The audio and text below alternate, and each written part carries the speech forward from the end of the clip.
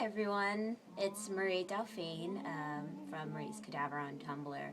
Um, I asked a question yesterday in regards to if you guys wanted a photo set of any of my various collections, and I thought it'd be more interesting to actually film a video rather than a set of photos. Today I'm going to cover my taxidermy collection.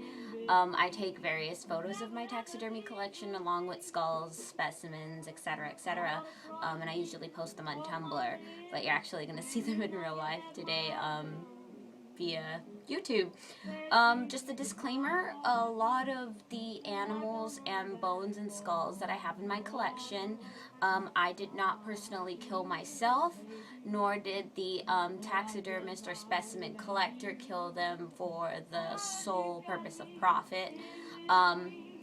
There's a lot of ethics that are involved within my taxidermy collection as far as intentionally killing the animal for selling, and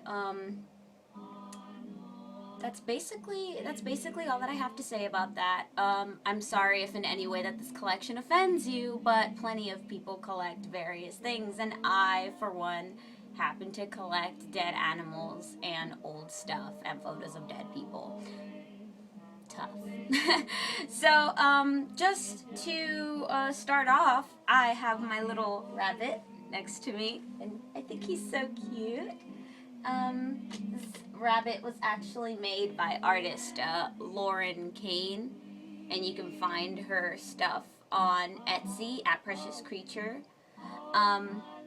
It's adorable. My favorite animal was a rabbit, as well as frogs, which is kind of a weird combination, but anyway. Yeah, I think he's really cute. Just go ahead and maybe zoom in a little on him.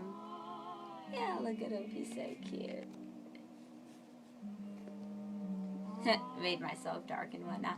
But, back there is my little curio cabinet. So we're gonna go ahead and, pop it open. I hope you guys are excited as I am. And, as well as collecting taxidermy, I also like to collect clothes, hair pieces. There's a lot of emphasis on my look. I mostly also dress in Gothic Lolita. I am not dressed in Gothic Lolita right now. I'm just dressed. It's kind of a weird collection of everything, as well as, while we're on the subject of taxidermy, I'm wearing one of my creations right now, and that's like the top half of a mouse skull minus the teeth, and this is actually a fox vertebrae. And I also make jewelry, and along with my taxidermy collection, I do not kill any of the animals for the bones that I use in my jewelry. I usually purchase the bones either if I find them on the street or various hunting areas, or I will actually buy them off taxidermists. Any of the bones that they don't use, I usually use. As well as, well, in the subject of collecting, I've always been a child that was obsessed with collecting things. I started off with Pokemon. I had an extensive Pokemon collection. It was just, don't touch my Pokemon. Like, I had everything alphabetized. I had everything with the type of Pokemon that they were. It was crazy. I was just really anal about it. Like, I just don't touch my Pokemon. And it started off with Pokemon, and then it started off with clothes. I got into the goth subculture. And then it started off with shoes, and then it started off with coincidentally dead animals. I just find it fascinating. It's one of my inspirations. Mortality, death is one of my inspirations for everything that I do. But I will digress, and we're gonna go ahead and do this collection thing. Hope you enjoy.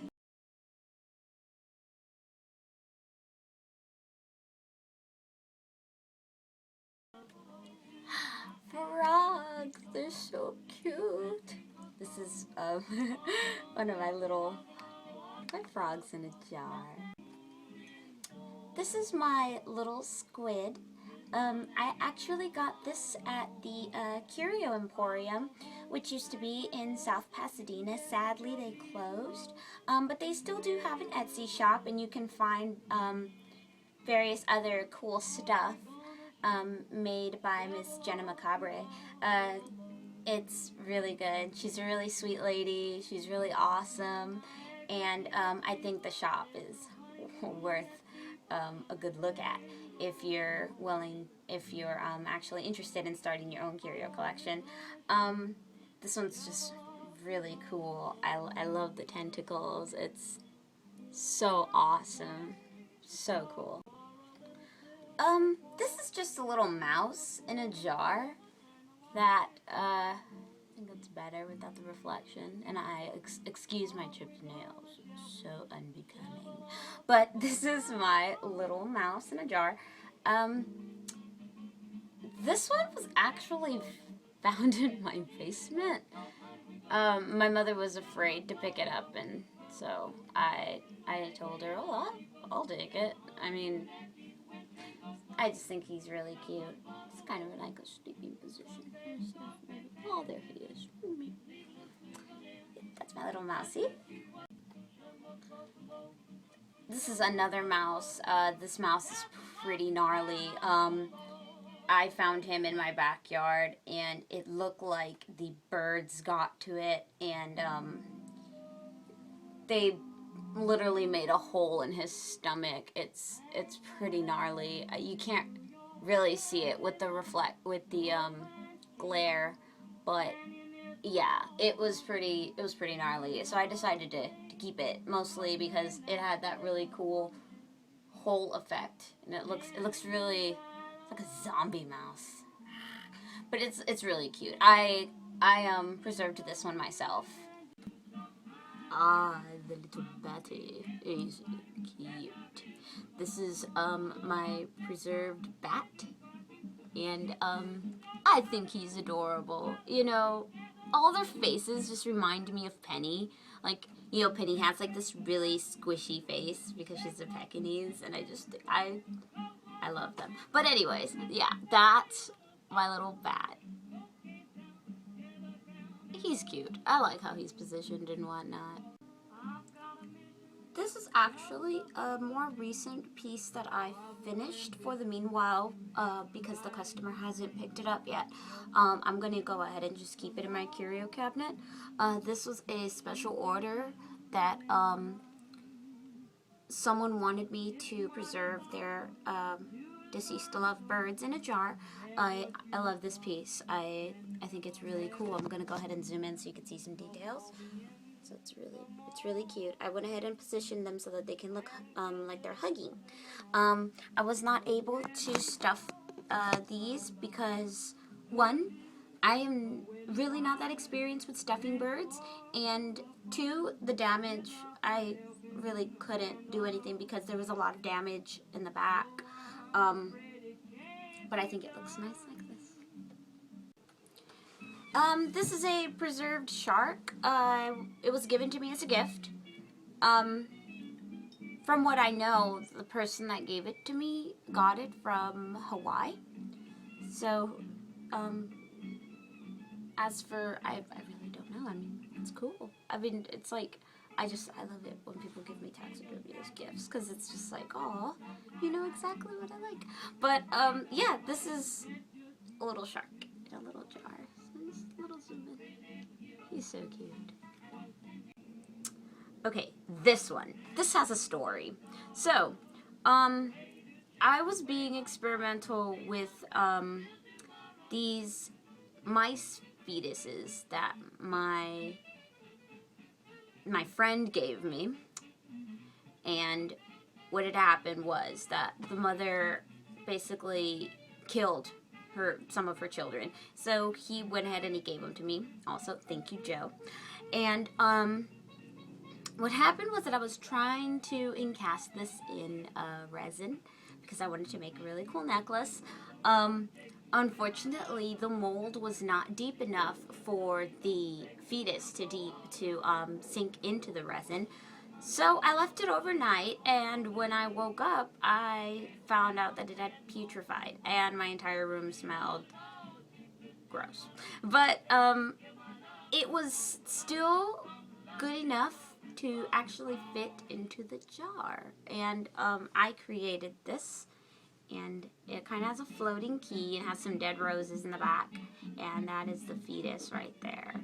Um, yeah, it was an experiment, and I learned that I need something that's a little deeper if I want to preserve this in resin. But, you know, everybody learns from mistakes, and I got a really cool curio out of it, so whatever. Ah, yeah, this was actually one of my favorites in the collection. This is actually a deer fetus.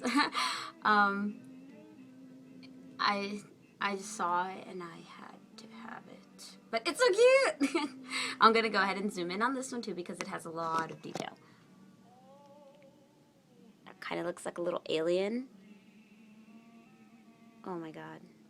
So cute. Yeah. Alright, this is a bird skull with, looks to be like the, portion of the neck is still attached to it. My best friend Joe actually found this for me in his backyard. So thank you, Joe. But, yeah, he gave it to me and I went ahead and I just put it in the little jar just to make it more presentable. And this is another, this is actually a complete bird skeleton that's just kind of been compressed a little bit. Again, my friend Joe found this one when they were cleaning out his new house. He found it in the vent. The bird must have gotten caught and then, well, just kind of withered away. This one is also very detailed. I'm going to go ahead and just zoom in a little bit. It's really cute. I went and I put this one in a jar as well. That skull is just, it's beautiful. It's so beautiful.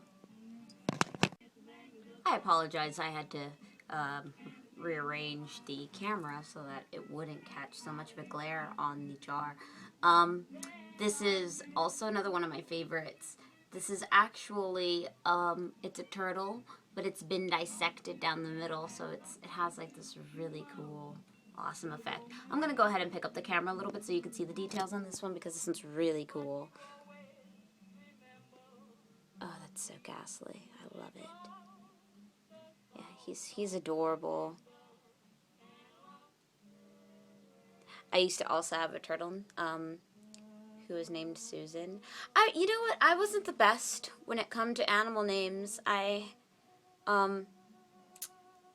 had also a pet hamster named Frida, but I understand why I would name her Frida because Frida Kahlo has always been one of my favorite artists. And then I had my pet Susan, which was a turtle. Why did I pick Susan? I don't know.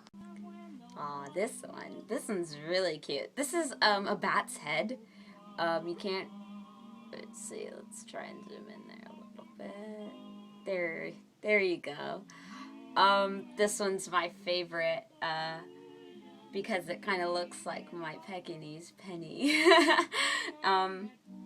Yeah, his head kind of just floats there. I try not to move this one around because I don't want the head to flip over. I don't want to open this. I don't want to have to, you know, refill the fluid. And it's just a mess. So he kind of just sits there looking all very dapper like. He's really cute. This is another little baby mouse that I have. I think it's really cute. I bought this one. I did not preserve this one myself. It's white and it's really cute. There we go. There we go. That's really good. Yeah, he's really cute. You know, I have a lot of mice in my collection. I just really like them. I even like them when they're alive. Is that kind of weird? No, not really. No. I'm glad you don't think it's kind of weird. And this is the piece that started it all. Like, as I said in the beginning of the video, I love frogs. So, here's this beauty. Oh my gosh. He's so adorable. Try putting this under a stand with the light, and it just illuminates everything. It's so cool. I'm gonna put my hand in back of it so you can get to see it. There we go. Doesn't that look cool? So awesome. This is actually it's a process that they do in order to dye the bones red and to make the skin clear. And this sort of process is called diaphanizing.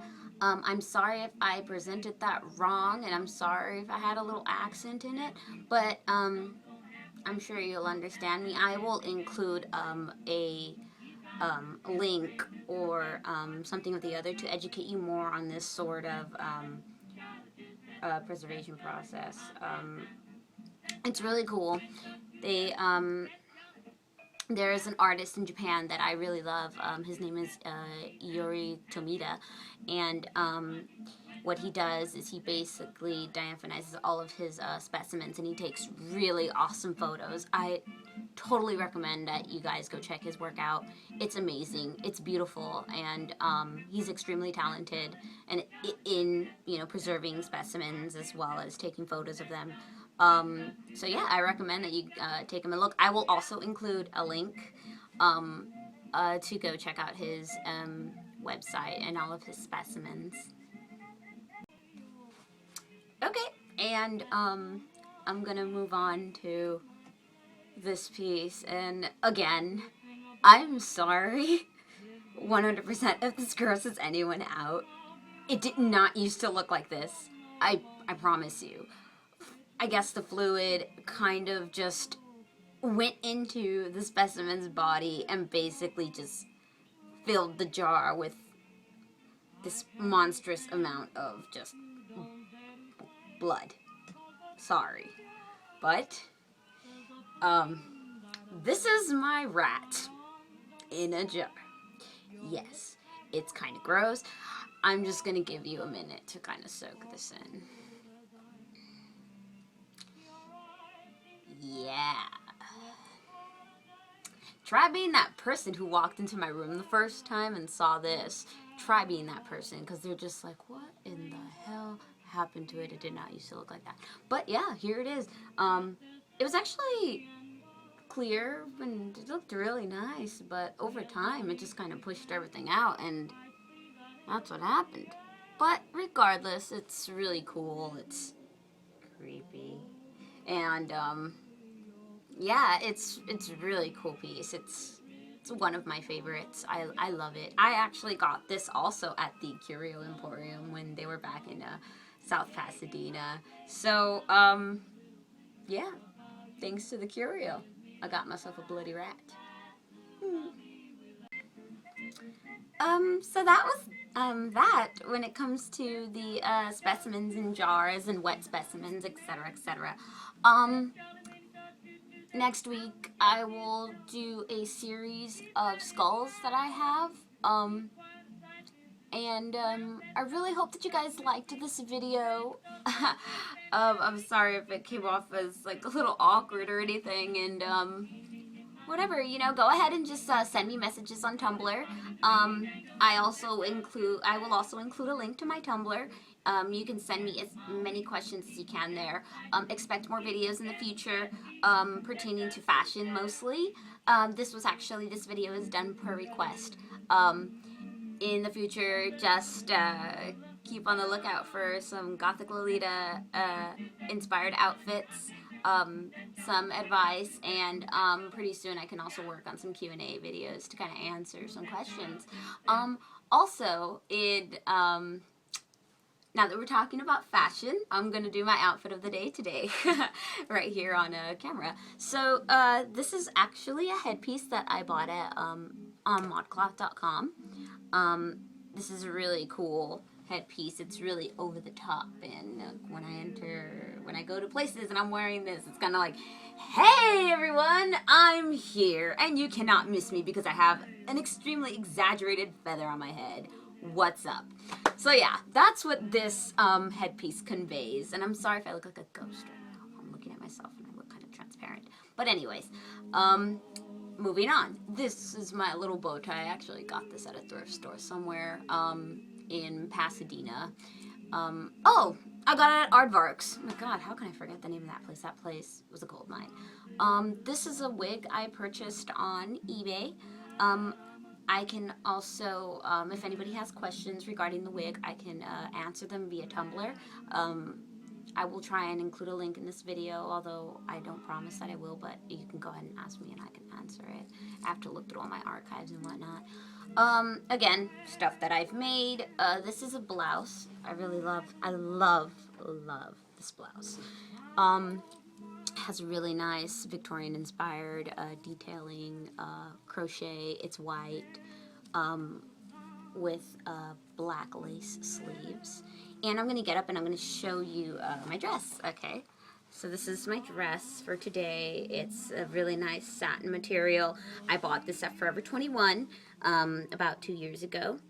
And I'm going to go ahead and, you know, be a little bit barbaric and stand on my chair to show you guys my, my stockings. So here are my stockings. And they're kind of like, they have this really cool Victorian-inspired detail. I'm going to go ahead and just do that. So I actually got these also on eBay from a store located in Europe. Again, I can also answer your question if you want to know exactly where to buy these. I can give you the link via Tumblr. And that's what I'm wearing today, so it's really cool. Probably gonna go run some errands right now in my little getup and stuff. So, again, thanks a lot. Thank you for watching, and bye.